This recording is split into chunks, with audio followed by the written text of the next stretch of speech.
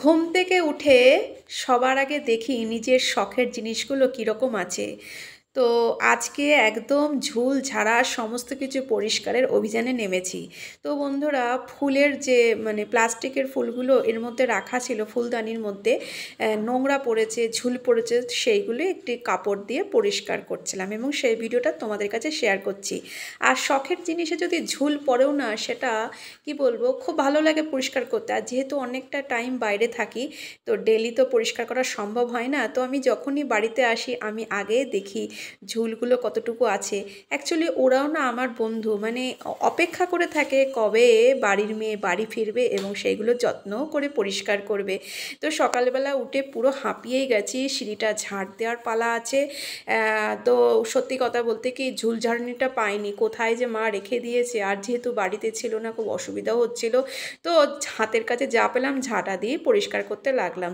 ঝাঁটার পরে চলে আসলো ঝাঁটার আর এক বন্ধু, বারণ। আমরা এই দুটোকে অ্যাভয়েড করি, কিন্তু প্রত্যেক দিনের জীবনে এই দুটো জিনিস ছাড়া একদমই অচল। আস্তে আস্তে সিঁড়িটা ঝাঁটাতে থাকলাম, সুন্দর করে যতটুকু পারলাম। মাকড়সার সাথেও বন্ধুত্ব স্থাপন হলো। এদিকে উত্তরবঙ্গে যখন ছিলাম, যে কদিন, উত্তরবঙ্গে মাকড়সাগুলো বড্ড উৎপাত করে। দক্ষিণবঙ্গের মাকড়সা অতটা উৎপাত করে না, এরা আমার একটু হলেও কথা শোনে। যাই হোক, সেই গল্প গেল। এইবার চলে আসি ঘরের পাটে। আসলে অনেকটা টাইম মোছা হয় না তো। আর সত্যি কথা বলতে কি, এগুলো মুছতেও একটু সময় দরকার। প্রতিদিনের ব্যস্ততম জীবনে যদি সময় বার করি তবে এগুলো মোছা সম্ভব হয়। তো আস্তে আস্তে খাটের ধারগুলো, এটা একটা রুমে যতটুকু পারলাম ন্যাকড়া দিয়ে ভালো করে মুছতে শুরু করলাম। জানেন তো, এদিকে না প্রচণ্ড পিঁপড়ে হয়, লাল পিঁপড়ে। কিন্তু উত্তরবঙ্গে যখন থাকি না, ওখানে না একটু হলেও ঠান্ডা ওয়েদার, তো সেক্ষেত্রে কালো কালো পিঁপড়ে হয়, লাল পিঁপড়ের উৎপাতটা একটু কম। আর এই ড্রেসিং টেবিলটা অনেক দিন পর পরিষ্কার করতে শুরু করলাম। ভালো লাগছিল, যেহেতু কাঁচ পরিষ্কার করলে তো নিজের মুখটা দেখতে ভালোই লাগে। তো এই করতে করতে আমার সকালবেলা অনেকটা টাইম হয়ে গেল। খিদেও পেয়েছিল। আজকে এক কাপ চা বিস্কুটও জোটেনি, বলতে পারো একটু কুড়েমিও হচ্ছিল, নাহলে চা এক কাপ নিশ্চয়ই করা যায়। তো সব কিছু করার পর যখনই পরিষ্কার বিছনাটা দেখা হয় না, তখন মনে একটা খুব সুন্দর তৃপ্তি আসে যে না, নিজের বাড়ির কাজ নিজে করে একটু শান্তি পারলাম, শান্তি পেলাম।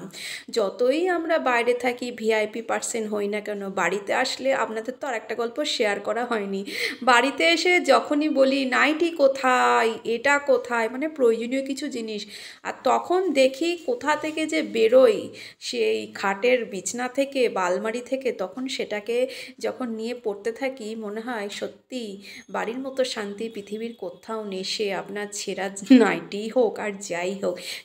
অনেক রকম কথা বললাম, বালিশের ওয়ারটা রেডি করেছি। আর এদিকে যেহেতু গরম, তো এদিকে আছে দক্ষিণবঙ্গে জানো, সেই জন্য এই পাটিটা পেতে রাত্রিবেলা শুই।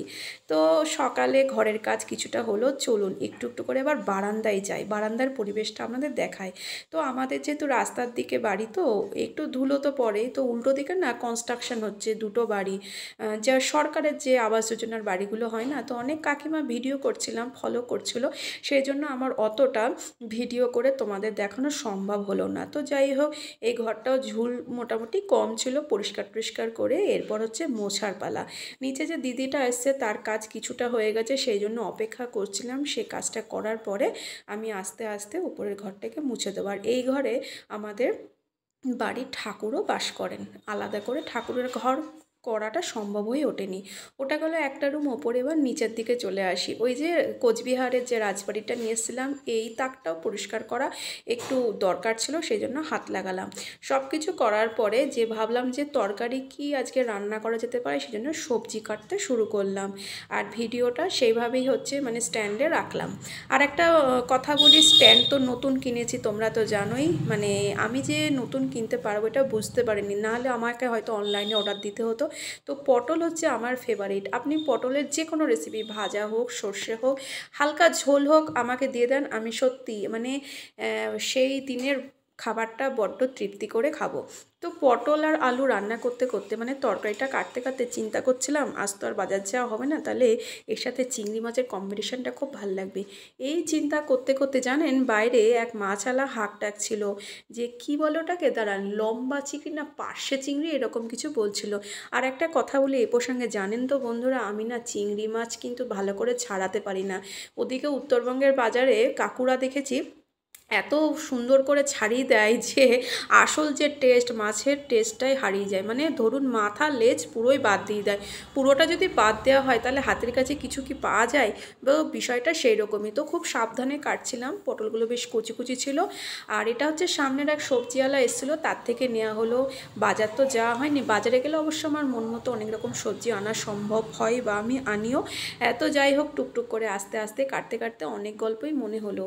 কি আর করব বন্ধুরা, আসলে কি বলেন তো, সব সময় সমস্ত কাজ ইচ্ছা করে ঠিকঠাক করে পরিষ্কার পরিচ্ছন্ন রাখা কিন্তু হয়ে ওঠে না। তার কারণ প্রত্যেক দিনের জীবনে অনেক রকম ব্যস্ততা থাকে, অনেক রকম মানসিক চাপ থাকে। তোমরাও হয়তো আমার সাথে সহমত হবে, যতটুকু পারা যায় করা হয়। তো যাই হোক, এবার নামালাম বরবটি। এই সবজিটাও বেশ আমার খুব ভালো লাগে, এটা দিয়ে আলু দিয়ে হালকা কালো জিরে দিয়ে যদি আপনারা করেন টেস্টি হয়। তো এবার চলে আসলাম মাছ ধোয়ার পালাতে। ও আর একটা প্রসঙ্গ বলি, এদিকে কিন্তু হনুমানের খুব উৎপাত। তো আমি যতটুকু নিচের গ্রিল টিল সব বন্ধ করে সাবধানে কাজ করছিলাম। হনুমান আর বিড়াল এই দুটো হচ্ছে একদম কি বলবো, দুটো শত্রু। আর আমাদের বাড়িতে বিড়াল বরাবরই ছোটোবেলা থেকে খুবই আসে। তো যাই হোক, দুধ ভাত দিয়ে তাদেরকে যতটা পেরেছি, যতটুকু সময় পেরেছে তাদের খাওয়ানো হতো। এখন হয়তো সম্ভব হয় না। যাই হোক, তারা আসে, তারা ভালোবেসেই আসে, হয়তো ভালোবাসা পাই বলেই বিড়ালরা আসে। আর বিড়ালরা পোষ্য, সেটা তোমরা সবাই জানো। তো আমার কাণ্ড দেখেছো, জাস্ট মাছ দুটো এমনি ধুচ্ছি, না মাথা ছাড়াচ্ছি না লেজা ছাড়াচ্ছি। আমি না চিংড়ি মাছটা ঠিক ছাড়াতে পারি না, হয়তো কী বলো, কুড়েমি। আসলে শেখার যে ইচ্ছাটা নেই, যদি শেখার ইচ্ছাটা থাকতো তাহলে নিশ্চয়ই পারতাম। আজকে সবজির কি কাণ্ড, একটা তরকারি কাটা শেষ হচ্ছে, আবার আরেকজন সবজিওয়ালা আসছে কিনা লাল ডাঁটা।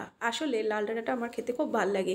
এই সবজিটা আবার উত্তরবঙ্গের দিকে খুব একটা পাই না। ওখানে জানেন তো, মানে যদিও ডাঁটা পাই, সেই ডাঁটার না রস কম, মানে জোলো ভাবটা কম। এদিকের খাবারের সঙ্গে ওদিকের যে সবজির না অনেকটাই হেরফের। আপনি চাইলেও সমস্ত নিজের মন মতো সবজি আপনি পাবেন না। যেমন ধরুন কি কচু, দক্ষিণবঙ্গের বাজারে ছোটো ছোটো কচু যে টেস্টি, এত ঝোল, সেটা আমাদের ওই সাইডটা পাওয়া যায় না, বলে নাকি ওখানে বাজারে তেমন ওঠেই না। তো অনেক কিছুই অ্যাডজাস্টমেন্ট করতে হয়। সব নিয়ে আজকে ব্লগটা